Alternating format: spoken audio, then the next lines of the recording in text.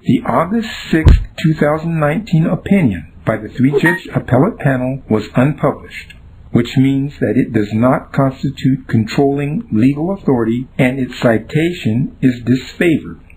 The panel did so pursuant to North Carolina Appellate Procedure Rule 30E1. North Carolina Appellate Procedure Rule 30E1 states that if a, quote, panel determines that the appeal involves no new legal principles and that an opinion, if published, would have no value as a precedent, it may direct that no opinion be published, unquote.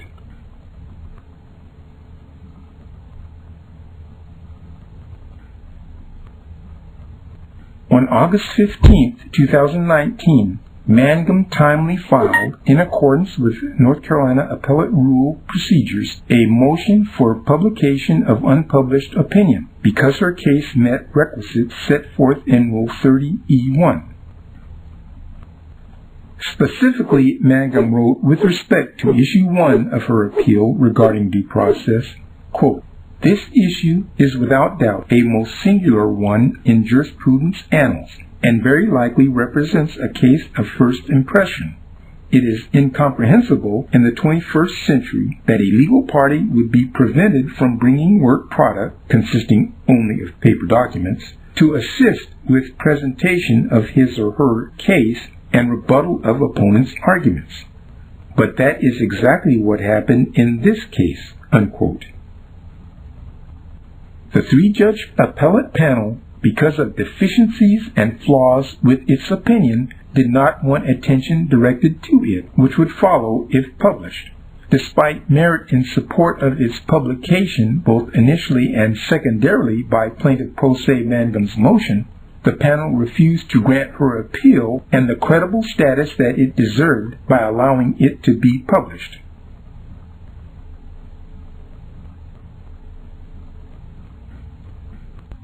On August 21, 2019, Mangum timely and in accordance with appellate rules filed a petition for rehearing en banc. A rehearing en banc is a review of the appeal by the entire 15 members of the North Carolina Court of Appeals. Mangum's argument for her appeal to be presented before the full court hinged on the fact that the majority and most salient of her 10 issues presented were not addressed by the three-judge panel. In particular, Issue 1, which addressed a clear violation of due process and was ignored in the opinion.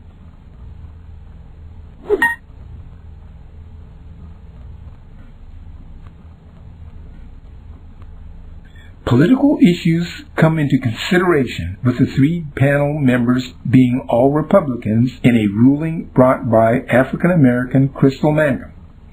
The full 15 appellant jurists consist of a majority of Democrats, a political party that is more sympathetic and attuned to racial inequity and discrimination. For example, the Republican-controlled legislature in North Carolina was responsible for abolishing the Racial Justice Act and drawing up voting jurisdictional gerrymandered lines to disadvantage the black vote.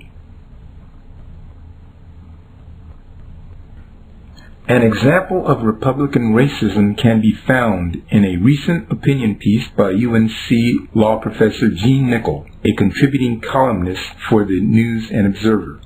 The column, titled, "The Courts Tell NC Lawmakers Once More, Don't Discriminate," begins, quote, "Yet again, a three-judge court ruled that the North Carolina General Assembly had used its powers to prevent African Americans from exercising equal rights of political participation," unquote.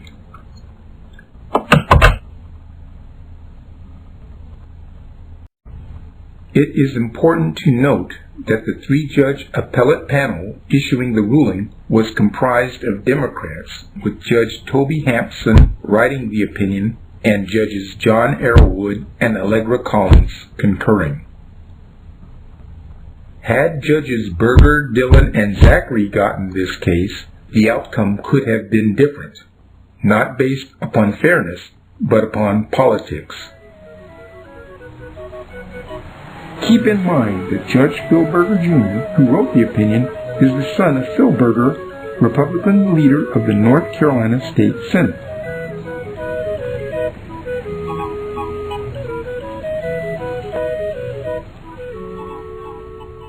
Another excerpt reads, quote, "For the umpteenth time, the Republican caucuses of the General Assembly, what Republican Representative Holly Grange of Wilmington candidly calls the middle-aged white man's club, used the tools of government to intentionally discriminate against black citizens. They act like it's their job," unquote. A final excerpt states, quote, "To refresh your recollection, in 2016, a federal court held that the congressional districts created by the General Assembly were designed to limit effective black participation, not to comply with the Voting Rights Act, as Republican lawmakers had claimed," unquote.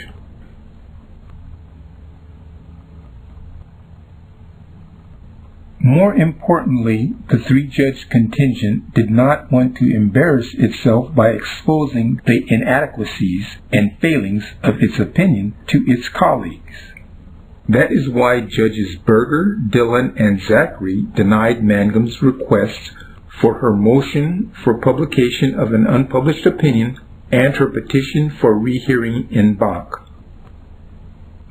Denial of Mangum's post-opinion motion and petition represented acts of self-interest by the three judges rather than serving the interest of justice. The desired outcome of this appellate panel was the affirmation of Judge Thompson's lower court ruling against Crystal Mangum, an African-American and media-manufactured societal pariah.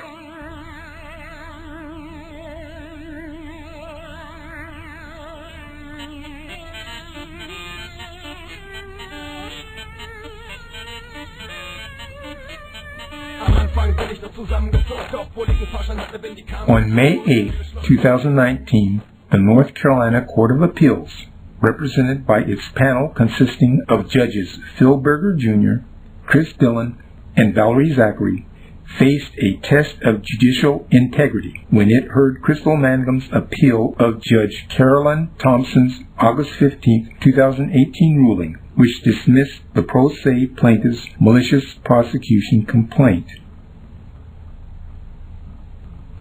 Test results are now in with respect to the three appellate judge panel's opinion filed on August 6, 2019, and its subsequent rulings on Mangum's motion for publication of unpublished opinion and her petition for rehearing en banc. The opinion is deserving of a failing grade, an F, in what should have been a slam-dunk opinion to reverse and remand based alone upon the Issue 1 denial of due process by the lower court forcing Mangum to represent herself by memory alone. The appellate panel affirmed the lower court order by simply not addressing it, insinuating because it found no error in the lower court ruling that there was no rule or requirement for it to address the issue. If that is the case, the panel did not cite the rule which was implied. Fact is that the panel refused to discuss most of the issues appealed by Mangum, that most likely being due to its inability to provide justification for a desired decision based on them. And, like the lower court before it, the panel attempted to represent the Thompson order as being based on merit. That is, Mangum failed to prove 4 elements required for the malicious prosecution claim. The truth is that at the August 15, 2018 hearing, neither the defendants nor the court challenged the merits that Crystal Mangum enumerated from memory. Both post-opinion rulings by the three-judge panel received well-deserved failing F grades. Regarding the motion for publication, Mangum's case represented one of first impression because she, through no fault of her own, was forced by actions from an individual related to the defendant to represent herself pro se without work product that she had put together. A procedural aberrancy in violation of basic due process protections that makes this a singular case in jurisprudence annals, and definitely one for future legal citation. The three-judge panel's opinion of Mangum's case, if adequately, accurately, and objectively given, would have been worthy of publication. Per prior detailed enunciation, the initial opinion warranted a rehearing by the full 15 members of the North Carolina Court of Appeals, the most prominent reason being the three-member panel's refusal to address the compelling and majority of issues on appeal. Failure of the panel to grant Mangum's petition for a rehearing en banc is itself a failure, deserving of a failing grade. Failure of the North Carolina Court of Appeals in this judicial integrity test is extremely worrisome, as it is held to a higher standard than that of the state superior and district courts. In general, its rulings are considered to be more sagacious and less prejudiced than courts beneath it.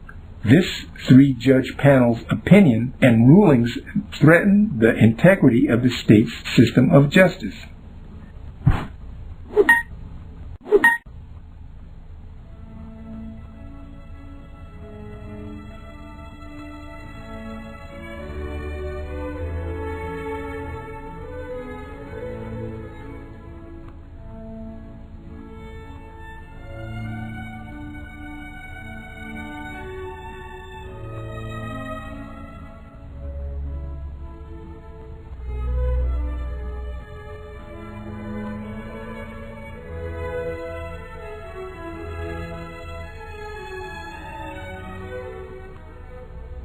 The ultimate goal of the court should be to achieve justice, not assure strict adherence to the rule of law.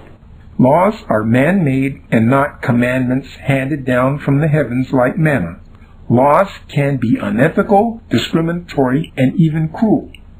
Not long ago, slavery of Africans and African Americans was supported by laws in the United States, and there were laws in the South prohibiting the teaching of black slaves to read. Lord Campbell's caution that, quote, hard cases must not make bad law, unquote, is enigmatic, because bad laws are those that suppress and obstruct justice. The Supreme Court of Florida had its priorities correct when in the Strazula case it stated an exception to the law of the case should be made, quote, only where manifest injustice will result from a strict and rigid adherence to the rule, unquote. In other words, justice is the overriding judicial objective. On September 23, 2019, Crystal Mangum filed a petition for discretionary review with the North Carolina Supreme Court in Raleigh, thereby setting the stage for another test of judicial integrity.